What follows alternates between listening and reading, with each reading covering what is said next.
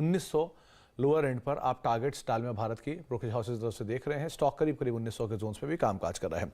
गाबा sir, technically कैसा दिख रहा है? क्या कल की तेजी और आज की प्रॉफिट टेकिंग के बाद कुछ फेरबदल हुआ स्टॉक में, या अभी भी ये पॉजिटिव साइड पे मान के चले से हम? एक्चुअली आज का जो मूव है डालमिया भारत का, वो मुझे ठीक नहीं लगा।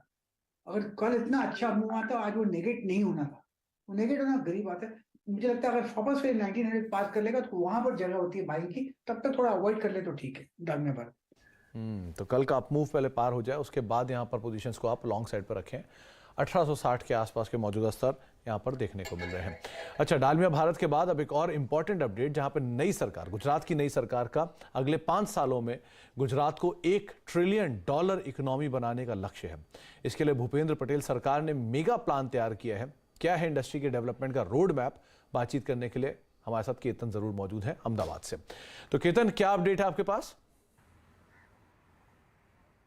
देखिए, जो गुजरात है वो औद्योगिक राज्य से जाना जाता है, आज से नहीं लेकिन दशकों से जाना जाता है। और ये नई सरकार है तो स्वाभाविक है कि जो 5 साल का है उनका प्लान भी है। सबसे पहले जो आपने बताया कि 1 ट्रिलियन इकोनॉमी बनाने का लक्ष्य है, जो भारत 5 ट्रिलियन इकोनॉमी में जाएगा तो गुजरात भी उसमें बढ़ चढ़कर हिस्सा लेगा। दूसरी बार की जो फॉरेन डायरेक्ट इन्वेस्टमेंट है वो 5 लाख करोड़ तक बढ़ा दिया जाएगा।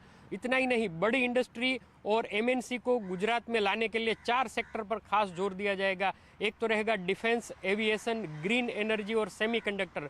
सेमीकंडक्टर के लिए वेदांता ग्रुप ने तो 1.5 लाख करोड़ का निवेश की घोषणा भी गुजरात में कर दी है। तो उनके संलग्न जितने भी और बिजनेस है वो भी गुजरात में आएंगे। छोटी इंडस्ट्री के लिए भी गुजरात है वो काफ़ी सारी रियायतें देने वाला है और खासकर सीधे सीधा सब्सिडी देने का भी एक विचार कर रहा है। और इसके लिए एमएसएमई का एक अलग से एक बोर्ड का गठन भी किया जाएगा ताकि सिंगल विंडो सिस्टम की तरह गुजरात है वो काम करे। दूसरा जो ग्रीन एनर्जी है उसके ऊपर भी बहुत बड़ा जोर दिया जाएगा। प्रधानमंत्री ने तो बाकायदा जो रैलियां होती थी उसमें भी कहा है कि गुजरात का जितना भी कोस्टल बेल्ट है वहाँ हाइड्रोजन पावर उत्पन्न करने के लिए बहुत बड़े बड़े प्लांट भी लगाए जाएंगे। और ये सब तब मुमकिन होगा कि जो औद्योगिक क्षेत्र की जो व्यक्ति है, जो एक्सपर्ट है, उनको भी लाए जाए। तो एक इंडिपेंडेंट बोर्ड भी बनाया जाएगा जिसमें नॉन पॉलिटिकल पर्सन, उद्योग से जुड़े लोग भी आएंगे और सरकार को बताएंगे। तो बहुत ही आक्रामक प्लान है और आज से ही ये लागू कर दिया गया है। मतलब कि अगले 5 साल का टारगेट दिया गया है लेकिन उसको आज ही अमलवारी कर दिया गया है।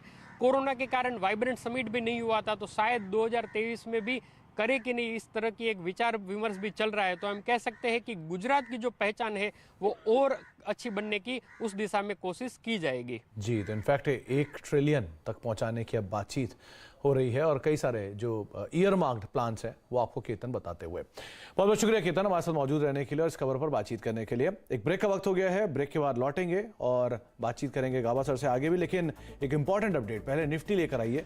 करीब 18,600 के पार निफ्टी पहुंच गया है। 100 अंकों की तेजी अब निफ्टी में देखने को मिल रही है और जो तेजी है वो एकदम से और बड़ी है। दिन के ऊपरी स्तरों पर निफ्टी पहुंचता हुआ और स्पेशली मिड कैप लेकर आइए।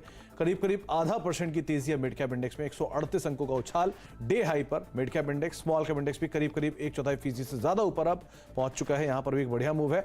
निफ्टी बैंक 0.5% ऊपर है और एक बार रिलायंस लेकर आइए क्योंकि आज सुबह से ही बाजार को स्ट्रेंथ वापस रिलायंस प्रोवाइड करा रहा था। तो एक बार रिलायंस को भी लेकर आइए, किस तरह की सिचुएशन वहां देखने को मिल रही है।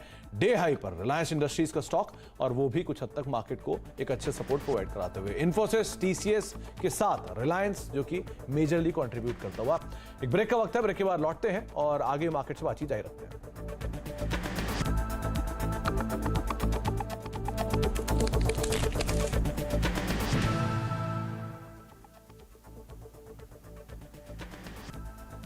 Monia Steel